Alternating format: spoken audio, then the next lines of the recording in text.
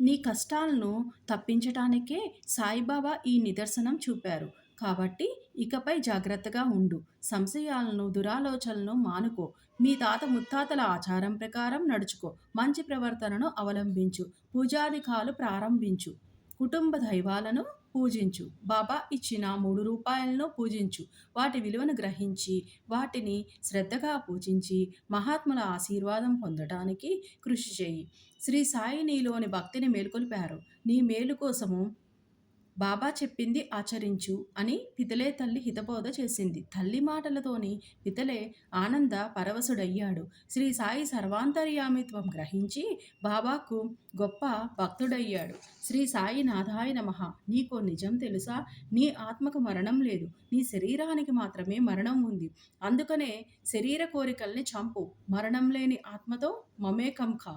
ఆ సత్యాన్ని తెలియజేసేందుకు నేను ఈ భూమిపై మానవ రూపాన్ని ధరించాను. నిమోన్కర్ భార్య.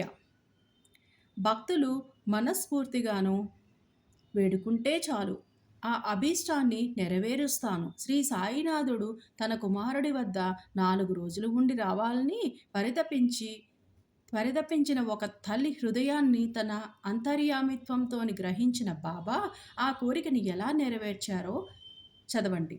శ్రీ సాయినాథాయ నమః. నిమోన్ గ్రామానికి చెందిన నానాసాహెబ్ నిమోన్కర్ వతనదారు మరియు గౌరవ మెజిస్ట్రేటు. ఆయన ఒకసారి భార్యతో కలిసి షిరిడీకి వచ్చి కొద్ది రోజులు ఉన్నారు. రోజంతా మసీదులోనే ఉంటూ బాబా సేవలో గడిపేవారు. వారి కుమారుడు బేలేపూర్లోని బంధువుల ఇంట్లో ఉండేవాడు.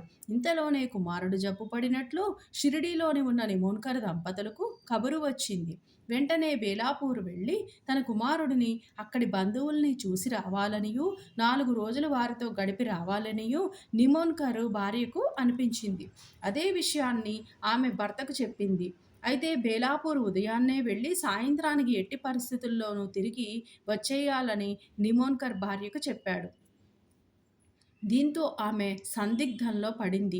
ఆమె మనసంతా కుమారుడిపైనే ఉంది. అతనితోనే 4 రోజులు గడపాలని ఆమె ఆశ. కానీ భర్త ఆదేశంతోని ఆమెకు ఏం చేయాలో కూడా తోచలేదు. బాబా తన కోరిక తీర్చాలనియూ ఆమె మనసులోనే ప్రార్థించింది. బేలాపూర్కు వెళ్ళటానికి ముందు ఆమె బాబాను దర్శించుకునేందుకు మసీదు వద్దకు వచ్చింది.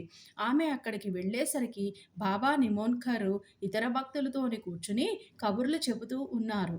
ఆమె బాబాకు నమస్కరించి బేలాపూర్ వెళ్ళటానికి అనుమతి ఇవ్వమనియూ కోరింది. వెళ్ళు, ఆలస్యం చెయ్యకు. బేలాపూర్లో హాయిగా 4 రోజులు ఉండి రా.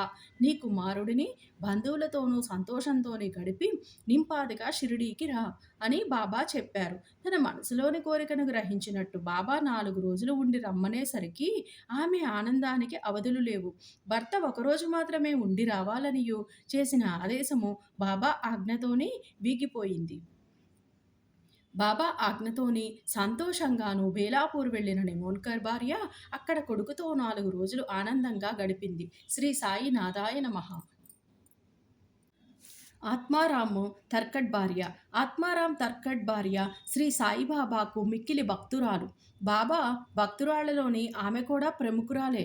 ఆమెకు శ్రీ సాయి వివిధ సందర్భముల్లోని విశిష్ట బోధనలను చేశారు. తన భగవత్ సంకల్పంతోని వివిధ అనుభవములను కలిగించారు. తర్కడ్ భార్య తనపై చూపే భక్తి శ్రద్ధలకు బాబా ముగ్ధుడయ్యేవారు. బాబా దర్బారులోని ఆమె ప్రోది చేసుకున్న సందర్భాలు ఇవి. ముక్కంటి రూపాయికి 3 నైవేద్యాలు.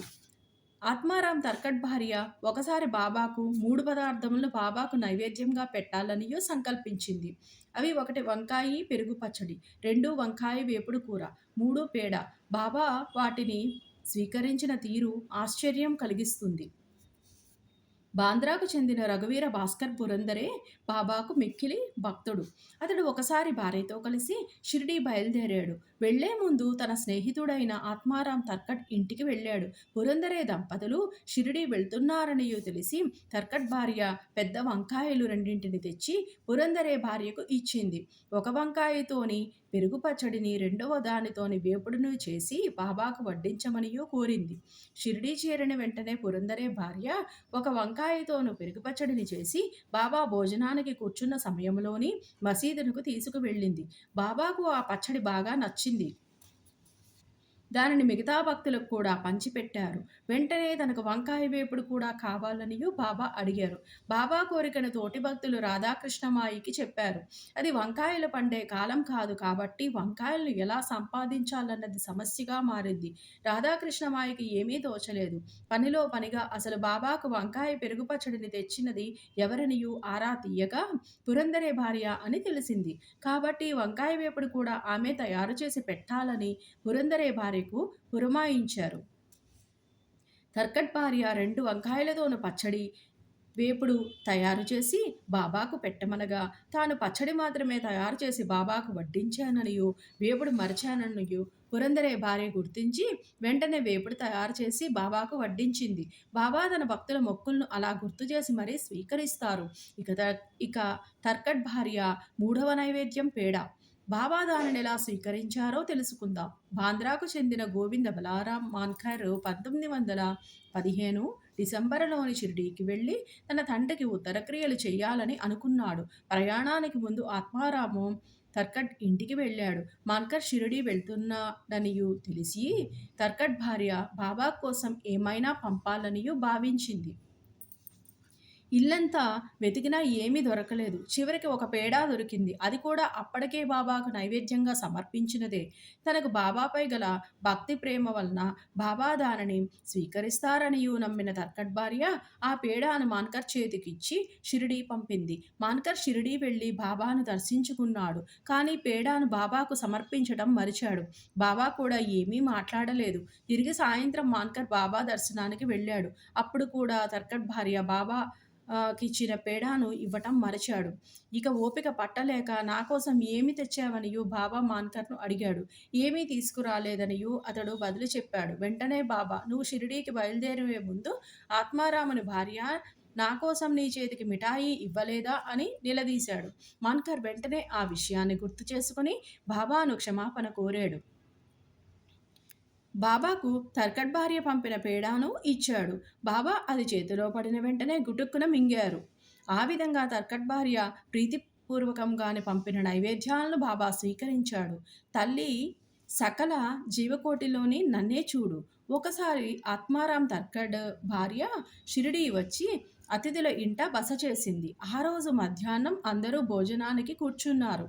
అందరికీ వడ్డింపులు జరుగుతున్నాయి. అంతలోనే ఒక కుక్క అక్కడికి వచ్చి ఆకలితోని మొరగసాగింది.